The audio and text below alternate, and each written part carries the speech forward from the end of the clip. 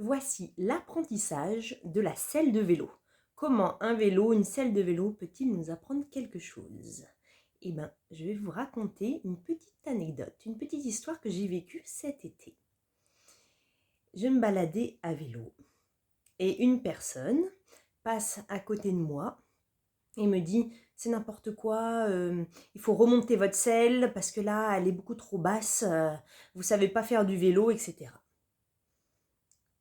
Et moi, je ne me suis pas sentie offusquée, je ne me suis pas sentie agressée, parce que j'ai vu que cette personne parlait avec sa norme, avec ce qu'elle pense être la bonne manière de faire du vélo. Et en fait, ça arrive tout le temps dans la vie.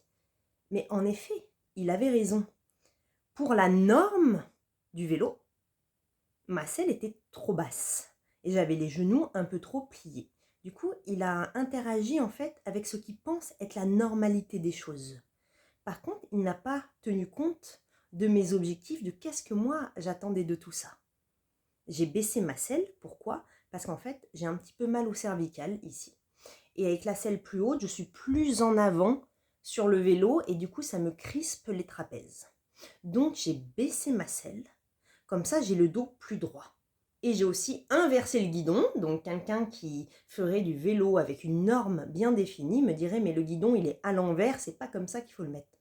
Mais en fait ça me le rapproche et je peux être droite. Je vous raconte cette histoire parce que très souvent dans la vie je vois beaucoup de personnes qui ont des chevaux aussi d'autres animaux. On va avoir peur du regard des autres parce qu'on va pas faire selon leurs normes, selon ce qu'ils appellent être la bonne chose à faire. En fait, ça dépend de ce qu'on veut obtenir, tout simplement. C'est pourquoi on peut lâcher prise sur cette peur du regard des autres et se dire, ok, la personne qui me fait une réflexion, même si bien sûr la manière de faire la réflexion, elle pourrait être améliorée, mais je ne la prends pas personnellement contre moi, parce que je me dis, ok, cette personne, elle parle en fonction de ce qu'elle pense être juste, mais moi j'ai un autre objectif.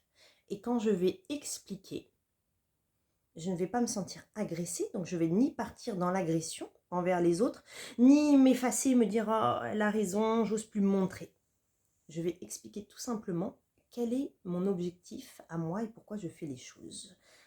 Avec une confiance en ce que je crois être juste. Et d'un seul coup, le regard des autres ne va plus me toucher. Si on reprend l'exemple de l'équitation, il y en a beaucoup par exemple qui vont peut-être monter sans mort. Ils vont monter avec le licol pour avoir une meilleure connexion. Et quelqu'un de l'équitation classique dirait ah non, mais c'est pas du tout comme ça, ton cheval il travaille pas, il est pas en place, il fait pas les exercices, etc. C'est vrai, c'est peut-être vrai si on voulait faire une reprise de dressage classique. Ok, la personne elle parle selon sa norme de l'équitation classique.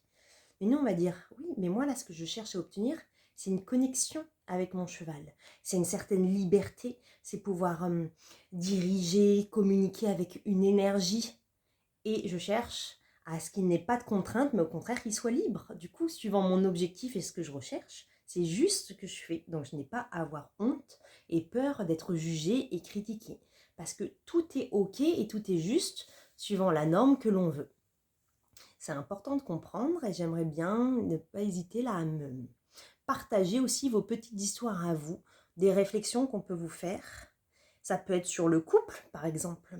J'ai des personnes, elles sont en couple et que je connais et elles font pas du tout les choses selon la norme du couple, mais elles sont heureuses et en fait elles peuvent expliquer que c'est leur manière à elles de montrer leur amour, qu'il n'y a pas besoin d'aller dans un restaurant pour fêter son anniversaire de mariage par exemple. Il y en a, ils partent en randonnée pendant 3 jours, on va dire mais qu'est-ce que c'est que cette idée?